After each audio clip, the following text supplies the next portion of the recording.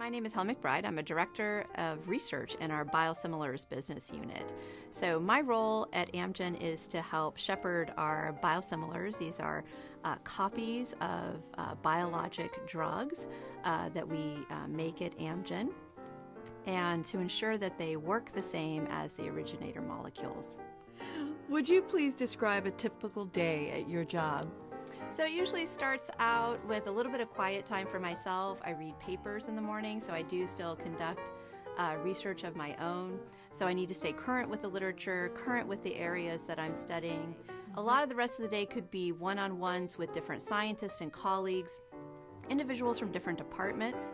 It could also be more high level or strategic to talk about long-term goals. So it's really a mixture of individual time to read, think, and be a scientist. Yeah.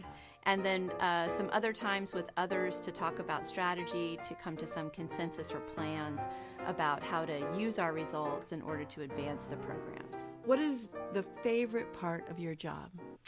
I'd have to say it's interacting with other scientists and clinicians. So being able to work from the beginning when the molecule is just being conceived, how we're going to make this biosimilar, what targets should we try to hit for how it should work, what it should look like, all the way through talking to the clinicians and getting feedback on, well, what are they expecting, what are they looking for when we finally deliver that to the market.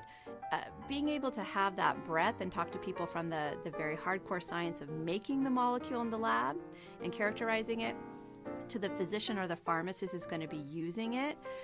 Those are the really satisfying parts of what I get to do. There's a lot of hard work in between where things don't go well and challenges, but communicating and just talking about that science or value to patients is really the most fun. What do you find most rewarding about your job?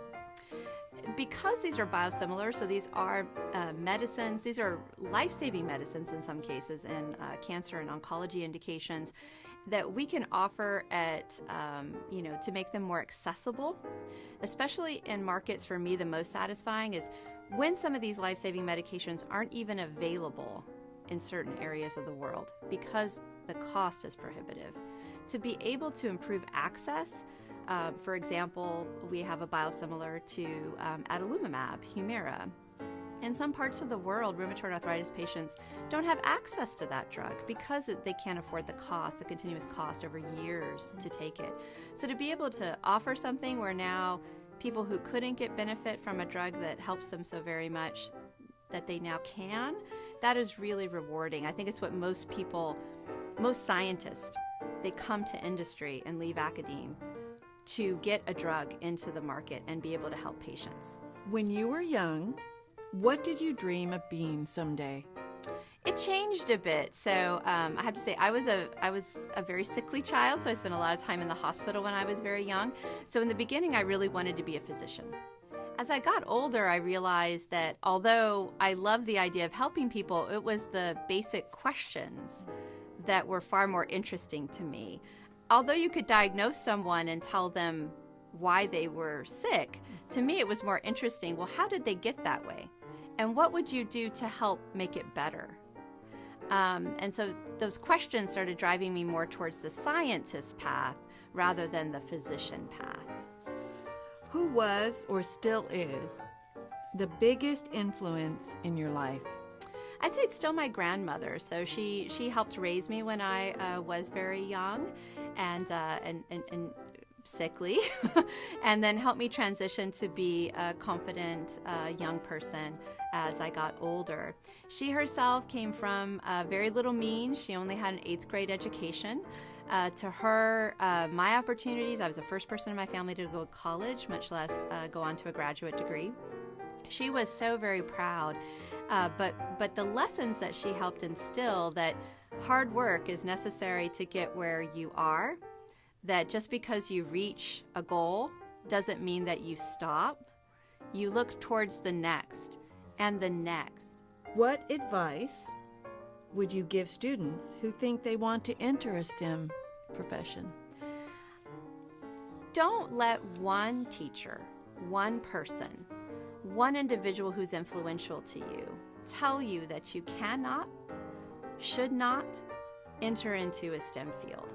I did have that experience when I was in high school where I had a math teacher who was just very set that even though the top 3 students in his advanced math class in calculus were all girls, he still had it fixed in his head that girls shouldn't and couldn't do math. That was very influential to me.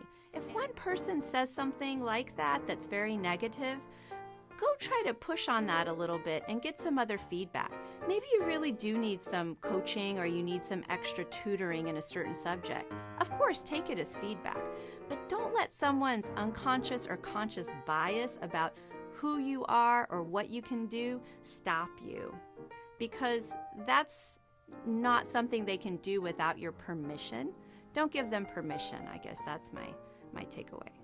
Have you personally experienced barriers, either real or perceived, in your STEM career other than that situation? Yes. I do come from an older generation, let's say that, of women scientists. I guess we're the in-between generation. There were pioneering women, so many pioneering women who are I'm profoundly grateful to, who knocked down the doors and got us bathrooms, darn it, and made it acceptable so that we weren't asked to get coffee when we walked in a room. Where there was this sense that women wouldn't stay, that we wouldn't last. And so there was a sense of, as I advanced, pullback of investment, I would say. It's unconscious bias, but it still is something that you notice, and it can be influential on your own psyche of what you think you deserve. A specific case in point. So both myself and another graduate student wanted to attend the same conference. We both had abstracts. We both were accepted. Mine was actually accepted for a talk, and my colleague was accepted for a poster. And I clearly remember my graduate advisor being very conflicted because he could only send one of us. And he was transparent about it, and I did end up going, mind you. But his logic, as he reasoned it out, he said, well, I objectively, I should send you because you're representing the lab and you got a talk. And he only got a poster. But I really just think he's going to stick with it, and you're not. And so I'm conflicted. And we had to both look. And ironically, my colleague who had the poster, he ended up becoming a patent attorney. And I'm the one who ended up staying. I see the change. And so I think for young people, they shouldn't listen too much to stories like mine that I shared, because I don't think they're going to face those barriers. There may be new ones, but it won't be like that for them. I do believe in that. I think it will be much more open, and they won't experience those uncomfortable moments as much as my generation did. Important has mentorship been in your career? I love mentoring. I think the sense that you get when you give back to others is returned to you so much. And your mentees teach you so much. If someone is offering mentorship, that is different than being, other roles like a coach or a sponsor.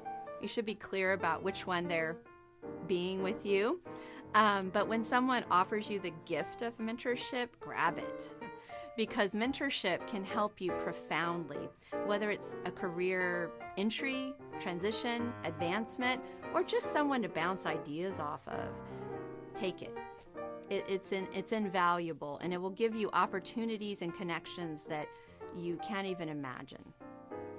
Would you give me a brief description of the difference between mentorship and coaching?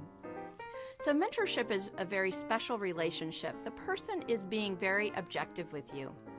If you tell a story, say about something that happened in the workplace, you had a conflict, or you had an upset, you feel slighted in some way. A mentor is not going to judge per se what you said, is not going to evaluate that for you, is simply going to listen to you and say, okay, and now how do you want to handle this? What do you want to do next? What do you want to learn? What are you thinking? They're a sounding board. They listen, they provide, whether it's connections, feedback, or just somebody to listen to. A coach is very different.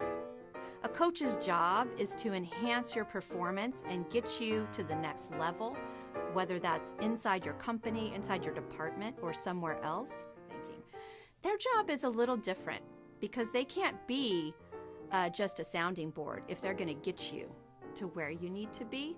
They do have to be a little bit more firm with you and give you their honest opinion back. So they can't just listen to you and then help, because that's not their job. Why is it important to establish and encourage an environment which fills STEM careers with diverse individuals? I think the biggest reason, and I've had to articulate this before in trying to get funding for mentoring programs that support diversity, is that it's diversity of thought. Because only with that diversity of thought will you come to a place where you really have a chance of success. I say, just as you want people from all these different training backgrounds, you want people who just think differently. And to do that, you want people who come from different countries. You want people who come from different socioeconomic backgrounds, and certainly from different training levels, I would say. People who are very close to the bench are going to have a different perspective than someone who sits in their office like me and reads papers.